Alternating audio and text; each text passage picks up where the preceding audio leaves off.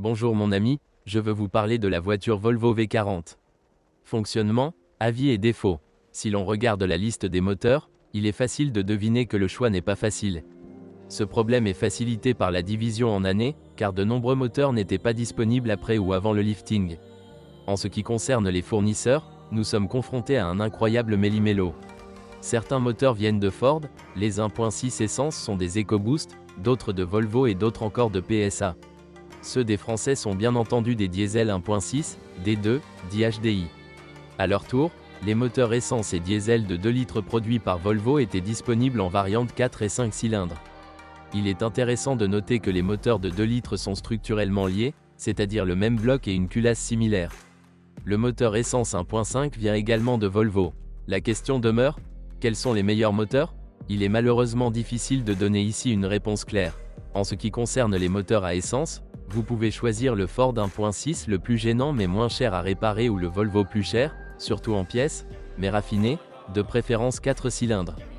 L'exception ici est le bloc 2,5 turbo, considéré comme exceptionnellement raffiné.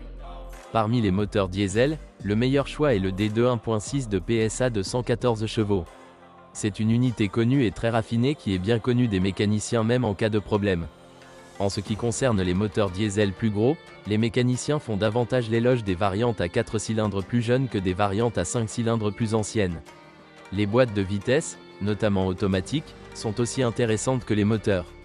Ici, nous avons des Ford PowerShift à 6 vitesses et des Volvo à 6 et 8 vitesses. PowerShift est disponible dans les variantes T4, 180 chevaux, et D2, 114 chevaux. Les autres sont des transmissions Geartronic, sur lesquelles les avis sont partagés, mais si elles sont bien entretenues, vidange d'huile, elles durent très longtemps. L'autre aspect du système d'entraînement est son transfert, vers l'avant ou vers les 4 roues. Cette dernière solution utilise un embrayage multidisque à commande électronique, qui fonctionne rapidement et est durable.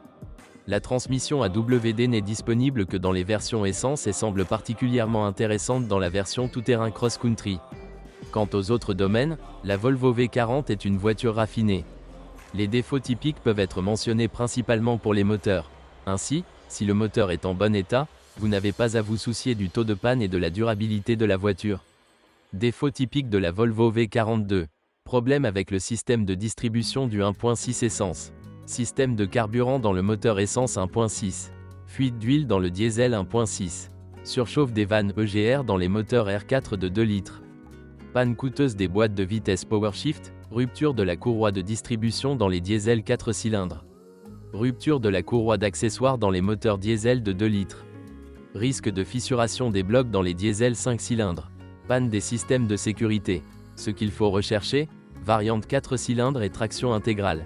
Ce qu'il faut éviter, variante à 5 cylindres et boîte automatique PowerShift. Merci de m'avoir écouté, n'oubliez pas de vous abonner à la chaîne et de noter ma vidéo. Si vous connaissez des problèmes avec cette voiture que je n'ai pas mentionné, assurez-vous de les écrire dans les commentaires.